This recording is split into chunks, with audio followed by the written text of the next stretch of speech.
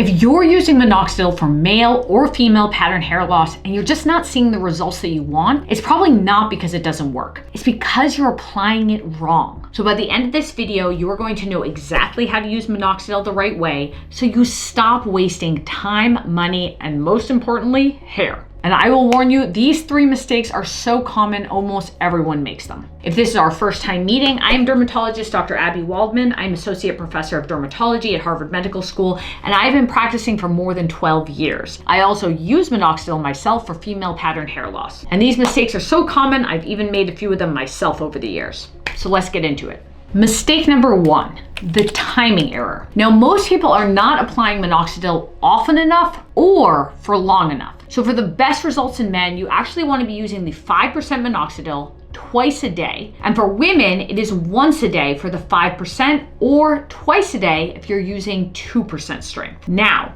that's a lot. You have a life. There are other things you can do that improve the action of the minoxidil and allow you to reduce the frequency. Which brings me to my second point. Most people really don't apply minoxidil long enough to see any real results. They apply it for a few weeks, maybe even a few months, and they don't see a ton of growth and give up. But the earliest you could even expect to see results from minoxidil would be 8 weeks of regular use. And even then, it may be minimal. Maximum regrowth can occur at 6 to 12 months of use. So what to do to avoid getting discouraged by a slow response? I want you to not think about regrowth as your outcome. Think about slowing or stopping hair loss progression. If you see fewer hairs in the shower this week, great, success. Halting the progression of hair loss is key. If you just give up and you throw up your hands when you don't get a full head of hair right away, well, that's just really not realistic. Time is gonna pass no matter what, so ideally, we all wanna just keep more hair during that time. Common concern that I hear that makes people stop minoxidil cold turkey is that they experience initial hair shedding, a dread shed. So this is a possibility. It is a rare possibility, but it does occur. It happens when many hairs shift into a telogen phase or a shedding phase all at once. But the good news is it should really only occur for a few weeks at most, and then those hairs will grow back. If you're having worsening hair loss that's more than a few weeks, patchy loss, other scalp symptoms like burning, scabbing, and pain, these would not be normal and they deserve a reassessment. Other side effects that would make you reasonably stop or at least pause using the minoxidil would be headache, lightheadedness, and low blood pressure. Now, these are rare side effects of minoxidil, but they shouldn't be ignored. And there are data suggesting that if you do have these side effects from the 5% minoxidil, if you reduce to the dose of 2% minoxidil solution, that can reduce those side effects. But certainly that would be a discussion between you and your medical provider to make that decision. For those of you who have had lots of side effects from minoxidil, interestingly, even doses as low as 1% minoxidil have been shown to be effective in Asian women with minimal side effects. Times you want to stop minoxidil regardless of hair loss is during pregnancy and breastfeeding. There are no serious adverse outcomes reported regarding pregnancy risk, but as a safety measure, I recommend avoiding it altogether. The other reason I found that people give up on minoxidil too early is actually that it's working a bit too well. This actually happened to me when I first started. I started getting hair growth on my ears and my neck and my cheeks. These were fine baby hairs called vellus hairs, but still they weren't exactly the look I was going for. So changing the application method I used and the timing of the application dramatically improved these hairy side effects. So at the end, I'll actually demonstrate completely how I apply minoxidil to avoid hair on unwanted areas. Just like with the other side effects, reducing the concentration from 5% to 2% or switching to a foam from a liquid can reduce the risk of hypertrichosis, which is hair on unwanted places. Now, one thing that doesn't really matter in terms of timing is what time of day you apply it. You can apply it morning or night or morning and night. The only rule is that it has to be on your scalp for at least 4 hours without washing. So you obviously don't want to apply it and then jump in the shower and rinse it off. That would be pointless. So here are some reasons that you might decide to apply it in the morning. So one is that it's just less likely to spread onto your face or neck and end up with hair in places that you don't want it. Also, minoxidil is highly toxic to pets, both cats and dogs. So if your pets sleep on your head or near your head or on your pillow, or they might lick your head or your pillow, these just might be risks that you're not willing to take. Regardless of whether you apply it in the morning or night, you want to make sure it's completely dry and to wash your hands after to protect your pets. Or an alternative is that you talk to your doctor about oral minoxidil instead, and that way you don't have to worry. So why might you decide to apply it at night? I personally apply it at night, and that's because I find it looks a little tacky on your hair if you apply it in the morning. It's not really a look that I can go to work with. I do find that the liquid solution looks a little less tacky on your hair than the foam, but by applying it at night, I can just wash shampoo in the morning and my hair looks normal. So key things for applying it at night is you always want to allow it to dry completely before lying down at night to keep wet strands off your face, but timing alone isn't the biggest problem. Mistake number 2, the application method, where people apply it incorrectly. So there are lots of errors in application that lead to minoxidil not working well. The first mistake is that they don't apply enough. So for the liquid, you're going to use 1 ml. And usually there is a 1 ml mark on the dropper. For the foam, you want to use a half a capsule, and that's for your entire scalp. And no, more is not going to be better. If you soak your entire head in minoxidil, it just wastes it, and then it can lead to irritation without any extra bonus in hair growth. So another common mistake that people make is that they apply it to the shaft of the hair and not to the scalp. It's not really gonna do much except for make your hair greasier and get it all over your face. So some tips to keep the product on the scalp alone: apply it with a sponge applicator like this that you can get on Amazon, or makeup or paintbrush. Then make sure that it dries for at least a half hour before you lie down so that it doesn't drip on your face. And again, the other trick I swear by is that I apply minoxidil first step of my nighttime routine and then followed by my face wash so that any product that drips on my face, ears, or neck gets removed by the face wash.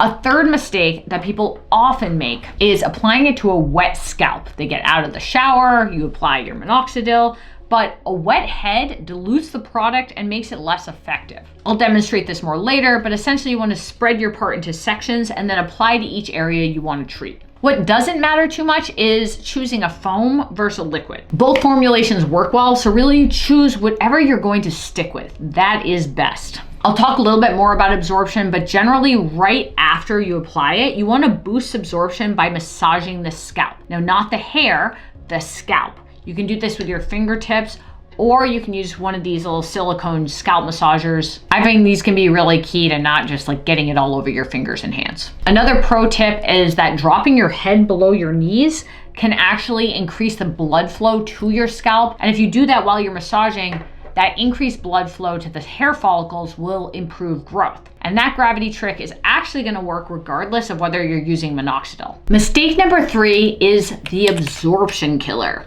The scalp is a very good protector from the outside world. It keeps bacteria out, fungus out, hair products and pollution out of our bodies, but that can be a problem when applying minoxidil for hair growth because only a very small percentage of what we apply is going to get absorbed, generally less than 2%. So one way that's been shown to improve absorption of minoxidil is once a week microneedling. The studies show that microneedling with a stamping device with needles between 0.5 and 0.75 millimeter depth is the most effective way to improve delivery without risking breaking hairs or causing any scarring. Now, while roller devices can be faster and cheaper, I generally avoid them because there is a risk of tearing the scalp skin or dragging or ripping hairs. There's a bit of controversy around whether you can apply your minoxidil right after the microneedling. I believe that you are going to see the best results by applying the minoxidil within an hour after microneedling. So the reason people talk about not applying it right after is that you can increase side effects of minoxidil by doing this, but that's kind of the point, because anytime you increase penetration and effectiveness of a topical medication,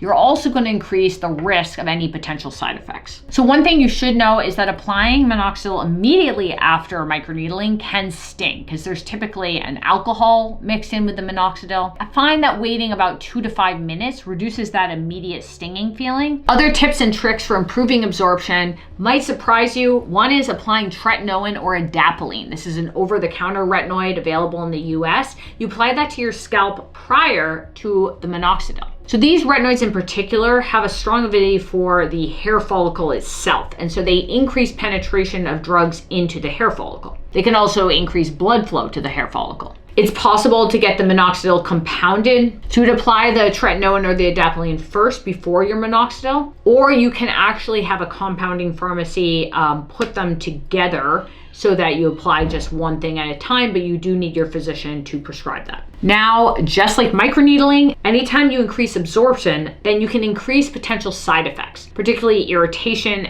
and redness. Now, is it okay to combine minoxidil with other topicals to boost hair growth? Absolutely. Over-the-counter DHT blockers like ketoconazole shampoo, pumpkin seed oil, or prescription DHT blockers like finasteride, these can potentially boost the effects of topical minoxidil. Also, hair serums with caffeine and/or peptides may help as well. I've linked some of my favorite ones here. Things that I wouldn't apply right after minoxidil would be like a styling hair oil or other hair styling products. I wouldn't use heat tools after it, or I wouldn't use hair dye immediately afterwards. In fact, it actually might be wise to wash out any minoxidil about 24 hours before you get your hair dyed so that there's no potential interactions and no debris that's on your scalp. So one interesting fact that may be blocking your benefits from minoxidil is that aspirin and salicylate can block the enzyme sulfosyltransferase that's needed to make minoxidil into its active form. So if you're taking aspirin, even a low-dose baby aspirin, it could be the reason that your minoxidil isn't working. I'm also not advocating for stopping your baby aspirin without talking to your doctor. You just want to know that that might be affecting how your minoxidil is working. Now that you know the common mistakes that you need to avoid, we can dive into exactly how to apply it.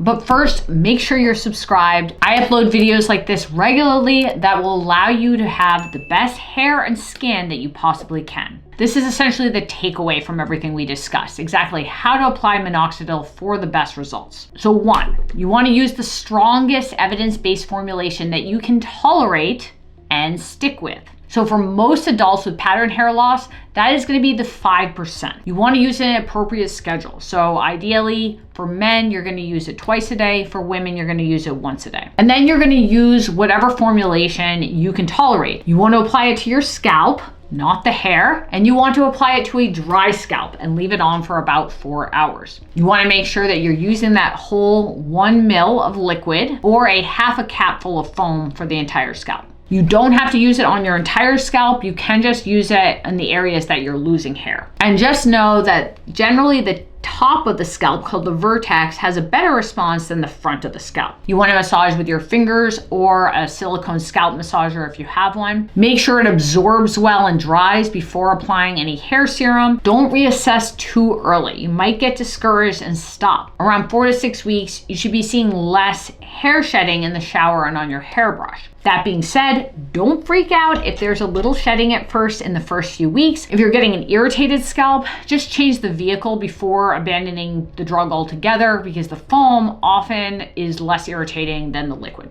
Now that you know what mistakes to avoid and how to apply it correctly, I did want to cover a few reasons that you still might not be seeing a response. So the first is genetics. You don't make enough of the enzyme to make minoxidil into the active form. If you have low activity of sulfosyltransferase, then you're just not going to respond to minoxidil. On that same note, medications. I mentioned it briefly, but taking regular aspirin can inhibit the activity of sulfosyltransferase, so then you don't get the active form of minoxidil. The third is that the type of hair loss you have doesn't respond to minoxidil. They're generally packaged into non-scarring alopecias and scarring alopecias. Now, minoxidil is FDA approved for male and female hair loss, generally is a non-scarring alopecia. It is also called androgenic alopecia. But even though it's not FDA approved, it can be used off-label in chronic telogen effluvium, which is stress-induced hair loss, mild alopecia areata, which is autoimmune hair loss, and it can slow down the progression of some early scarring alopecias, one called frontal fibrosing alopecia, where you get scarring up in the front of your hairline. But I want to make this clear. If it has been 6 months and you followed all these steps that I've talked about, and you're using it perfectly, and you have a great regimen, and you're still not seeing any results at all, no slowing of hair loss, nothing, then it is time to see a dermatologist. They can help make sure that your diagnosis is correct and catch any scarring or autoimmune alopecias that often require prescription medications or even procedures. Since time is hair, you do not want to delay this visit for more than 6 months of progressive hair loss. Another time you may want to see your dermatologist about your hair loss is to discuss prescription options or treatment options for hair loss, and certain procedures can be helpful, including PRP injections if they're right for you. Now, if you want to learn about 10 common warning signs that you should never ignore on your skin, check out this video here. If that sounds interesting, I'll see you over there.